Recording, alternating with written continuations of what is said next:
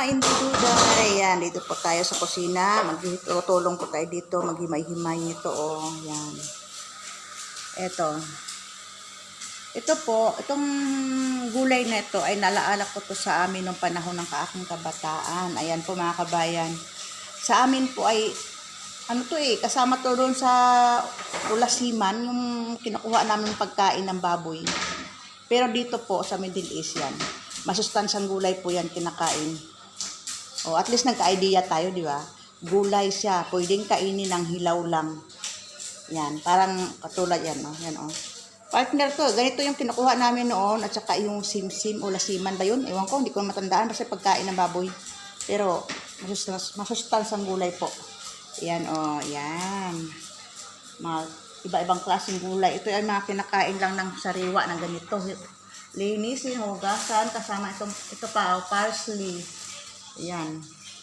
Ayan. Himayin natin.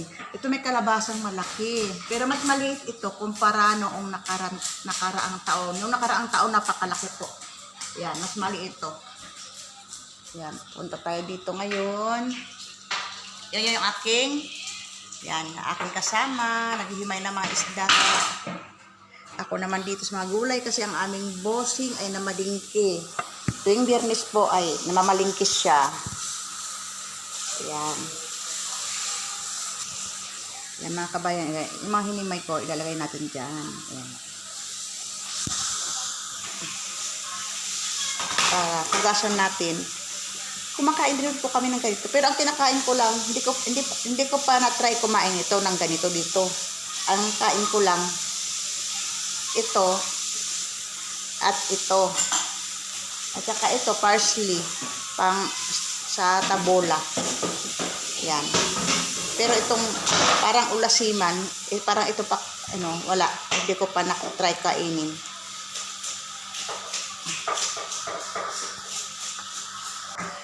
Ayan po mga kabayan. Ayan. May ginapukpok ang akong kasama. Ayan po, ako ay nagahimay ng gulay. Ito.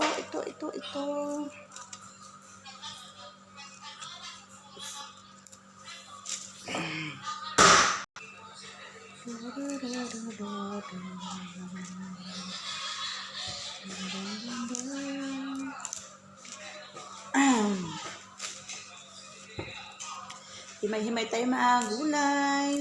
Maggulay-gulay tayo. Ayan. Hugasan pa po natin yan na maraming beses para matanggal yung mga putik-putik, yung mga dumi-dumi. Ayan mga kabayan. Kinakatay, naninilda yung kinakatay na po, kinakatay. Kinakatay. Hindi po kasi sa ref. Kinakatay na niya.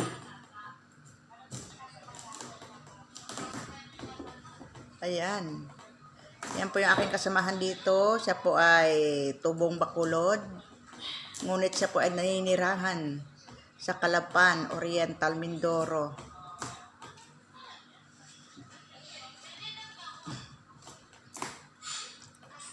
Ayan po. Kinakatay na po niya. Ayaw, niluka mamigay sa kapatid mo. Akala ko pamabigay yan. Hindi na mamigay sa kapatid niya, walang sinabi. Hindi daw sabi.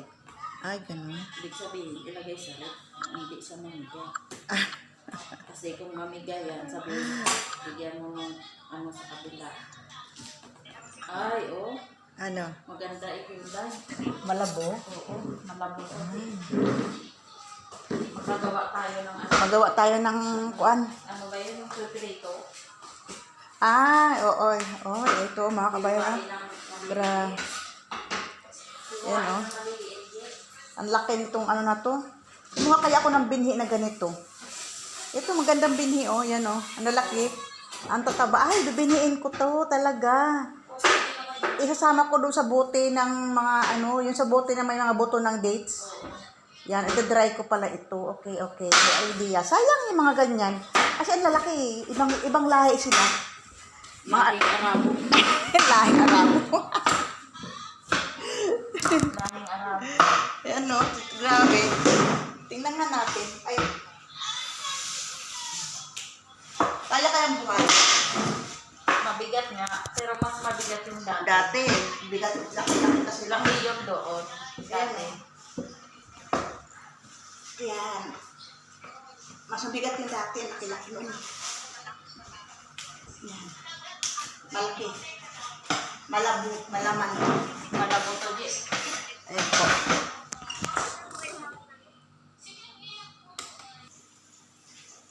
Ayan po, ito na. Nahugasan ko na maraming beses. Tapos, in-dry ko. Tapos, ilalagay rin natin dito sa lagayan.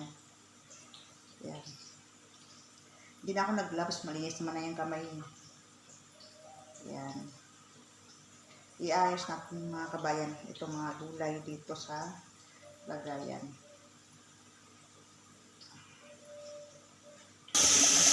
Ayan mga kabayan. Hugas-hugas. Hanggat may nakikita akong kuwan, hindi ko pigilan. Bawas ulit, palit. Palit ulit na ganyan.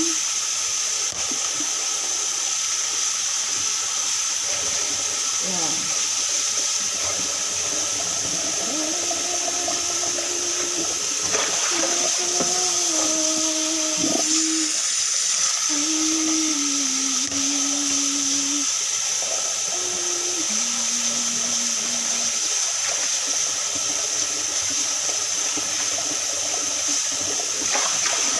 One more.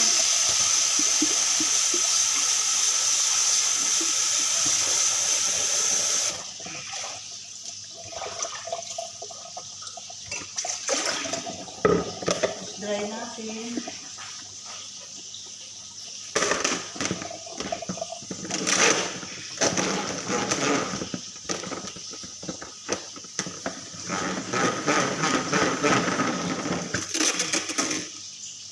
Tapon ng tubig. Dry ulit. Tapon ng tubig. Ayan. Tapos, ilagay na natin doon dito sa lagayan.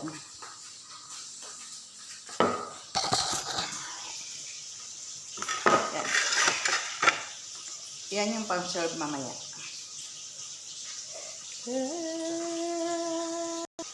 Ayan, ready to serve na po ito. Nakabalot sa plastic para hindi mag-alikabok.